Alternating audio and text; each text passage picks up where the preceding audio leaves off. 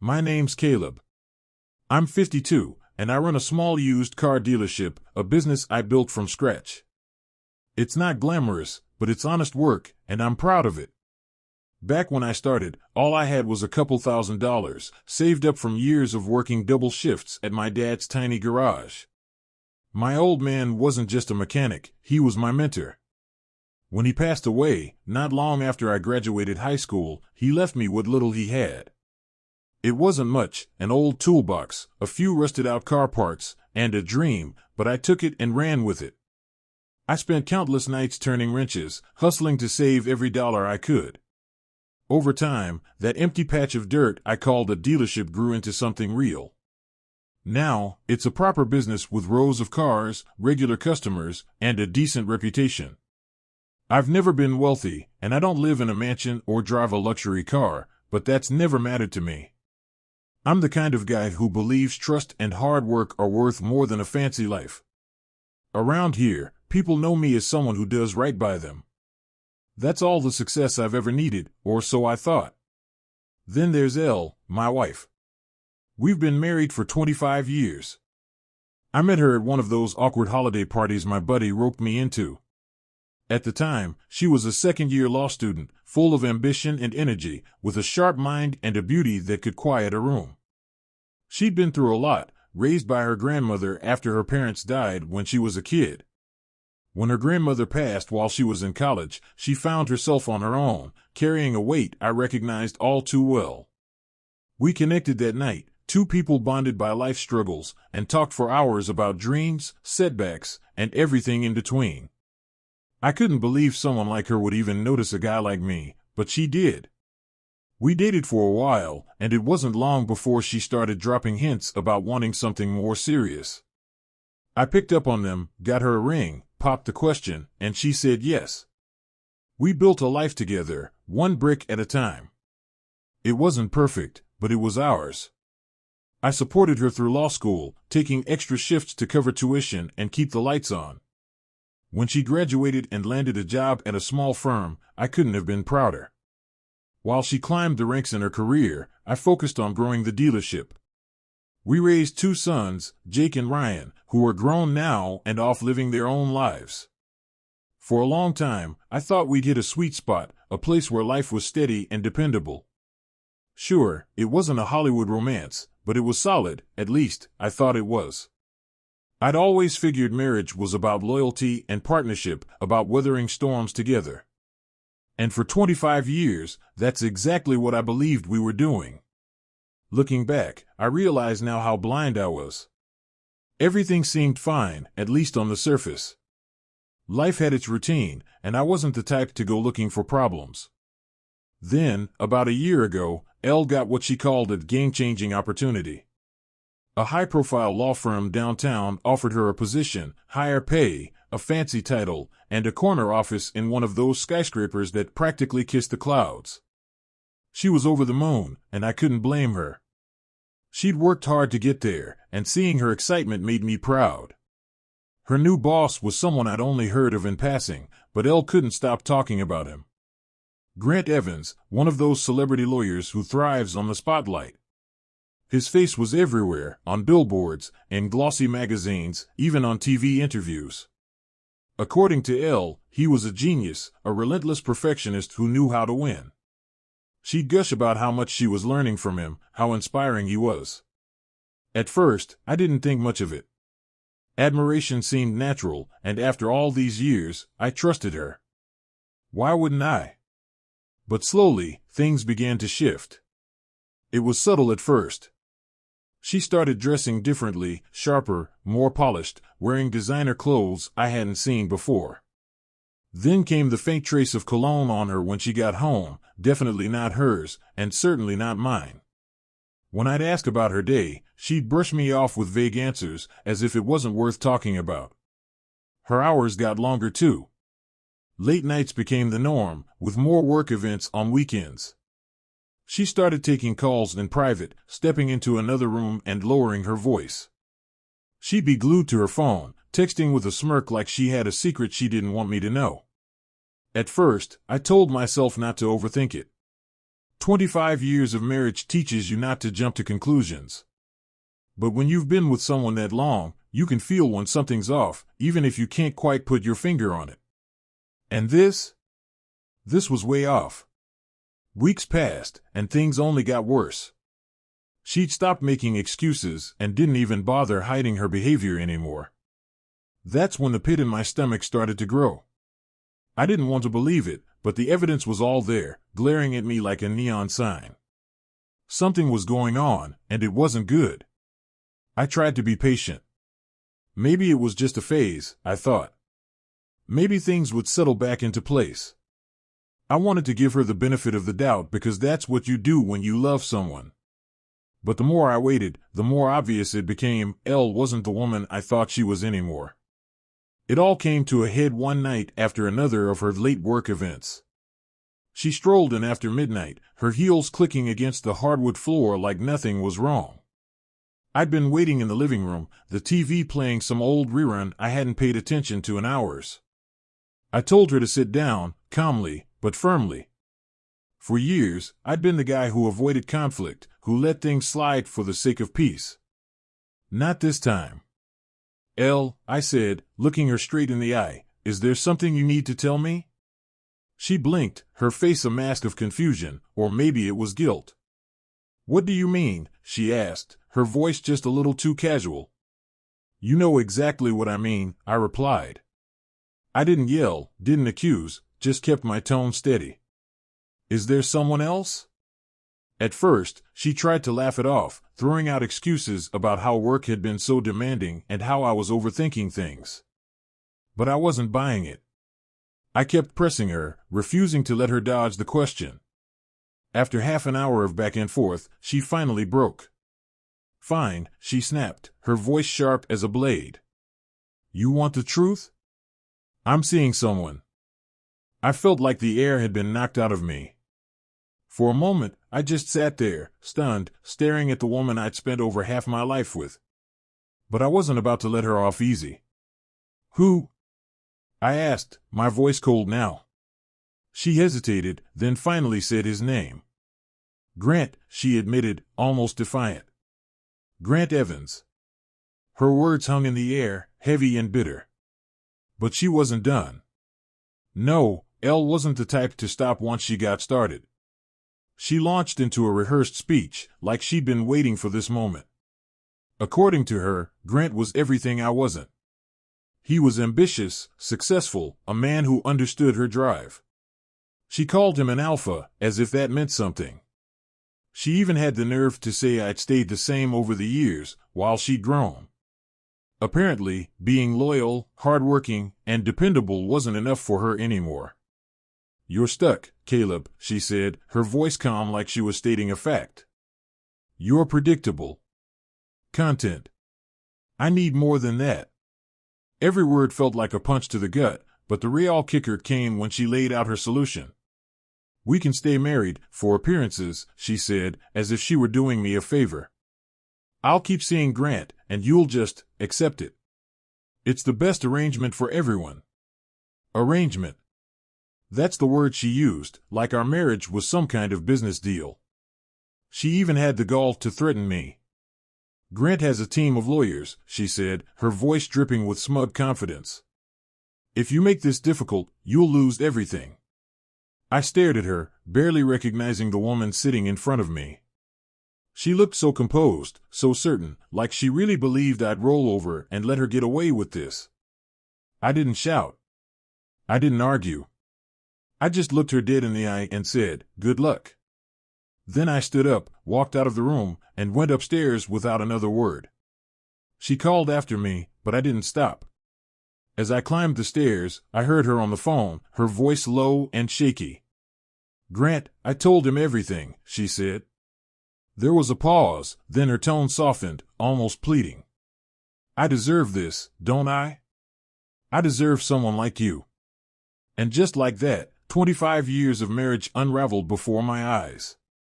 The next day, I woke up early and went about my routine like it was any other day.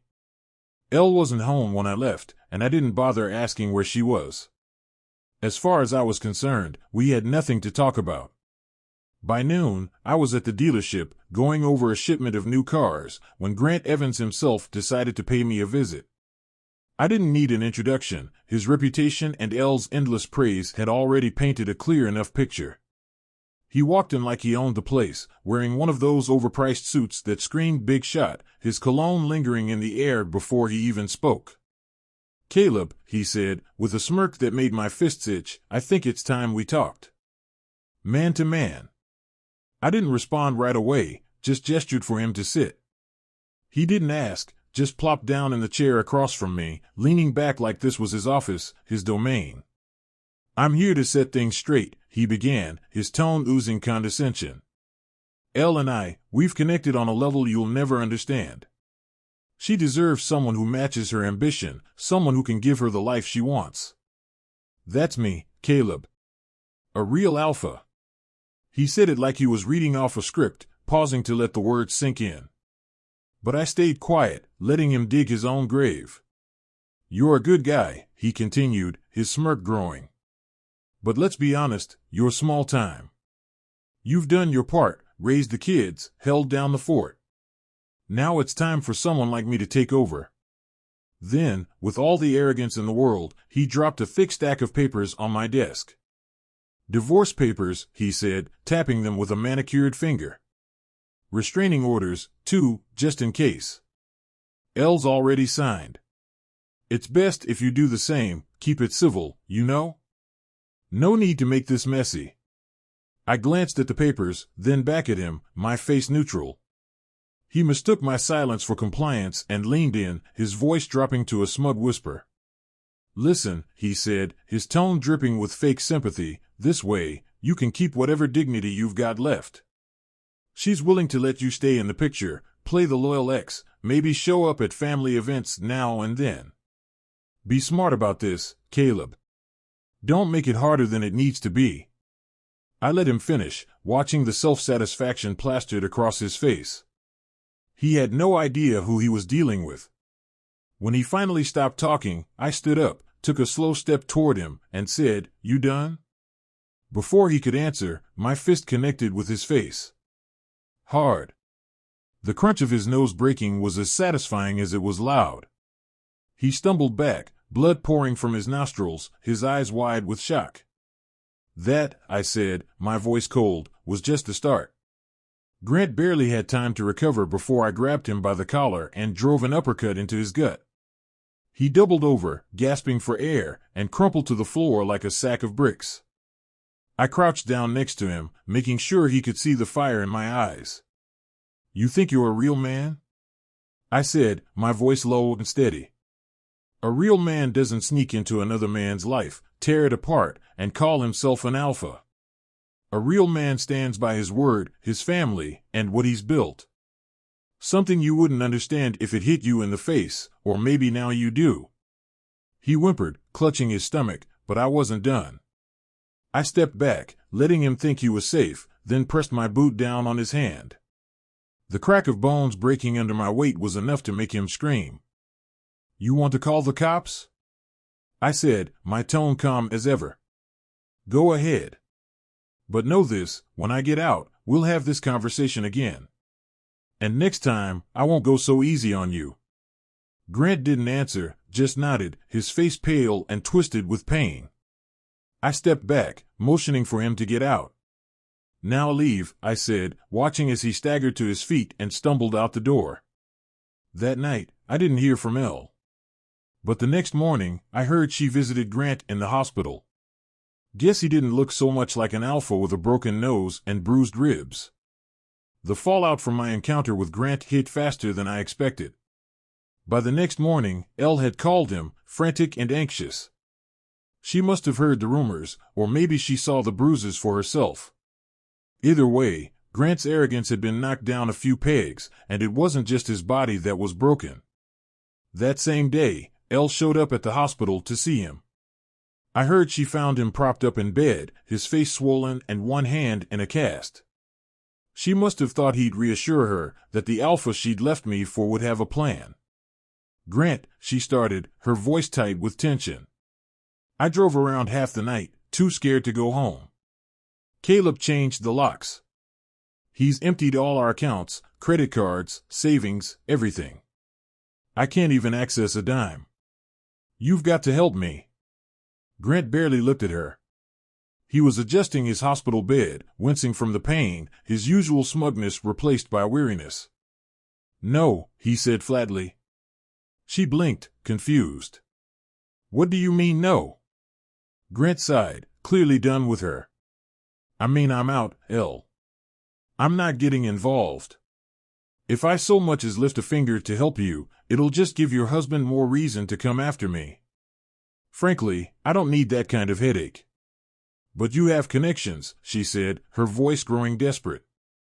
"Your attorneys, your resources, you can do something." He shook his head again. "Not for you," he replied, his tone cold. "You were fun, Elle, but let's face it, you're more trouble than you're worth. I'll pay you severance, 4 weeks' salary, and that's it. Pack up your things and leave the firm today. As far as anyone's concerned, you were fired." Elle's jaw dropped. "You're seriously cutting me off? After everything? After all your promises?" Grant didn't even flinch. "You think I'm sticking my neck out for you? Your husband is a madman. Did you see what he did to me? And frankly, you're not worth the risk. This little affair? It's over. Pack your bags."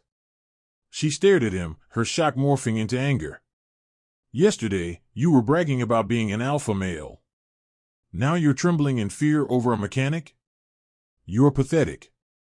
Grant winced at her words, but didn't argue.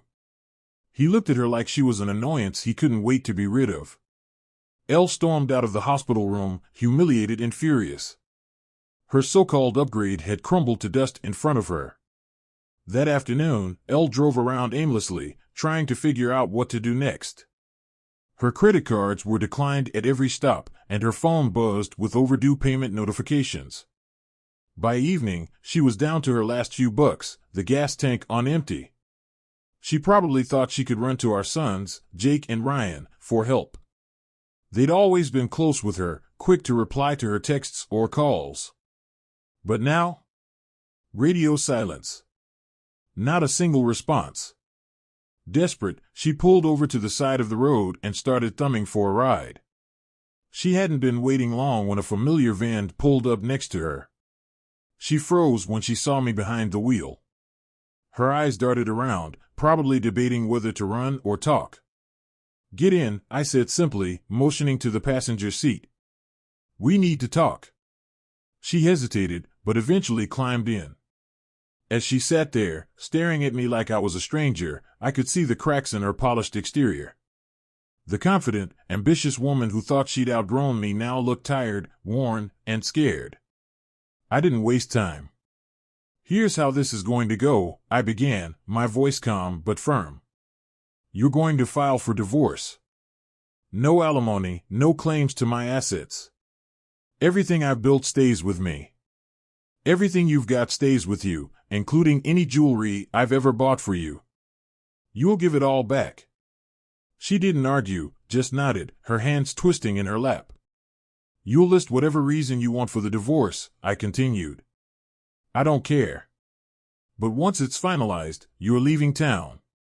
You can contact the boys if they want to see you, but only on their terms and only when I'm not around." I let my words settle before adding, "Tomorrow morning, your things will be packed and waiting for you at the house. Be there by 10 a.m. If they're not gone by 11, I'll burn them. Am I clear?" She nodded again, her voice barely a whisper. "When will I get the papers?" "They'll be ready in a week. You've got 5 days to sign them." I could see the realization dawning on her face, the full weight of everything she'd thrown away. Her perfect little fantasy was over, and she had no one to blame but herself. "Get out," I said finally. She stepped out of the van, and without another word, I drove away, leaving her standing on the side of the road. The next morning, Elle showed up at the house just after 10 a.m. She looked disheveled, her usual poise replaced by a hollow, distant expression. A few hastily packed boxes sat by the front door. Everything she'd ever called hers was neatly organized, ready for her to take. She didn't say much. Just loaded her things into the trunk of her car, her movements slow and robotic, like she couldn't believe this was happening. By 10:30, she was gone. I didn't watch her leave, didn't give her the satisfaction of a parting glance. 5 days later, as promised, the divorce papers landed on my desk. The reason she listed? Irreconcilable differences. I couldn't help but laugh at the irony.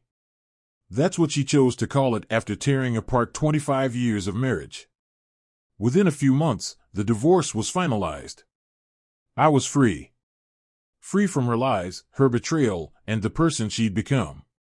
For a while, the gossip in town was relentless. People whispered about Elle's fall from grace and how Grant, once the golden boy, had become a laughingstock. It turns out his bruised ego wasn't the only thing shattered by our confrontation. His reputation took a hit too. A real alpha, huh? Funny how quickly that title dissolves when reality catches up to you. Elle, on the other hand, disappeared from the spotlight. She left town soon after the divorce, probably realizing there wasn't much left for her here. Our sons, Jake and Ryan, refused to have much to do with her. They saw through her facade and made it clear that loyalty mattered more than appearances. As for me, life moved on. The dealership kept me busy, and the people in this town, people who knew my story, rallied around me. It wasn't easy, starting over at 52, but I'd done hard things before. This was no different. Looking back, do I have regrets? Sure.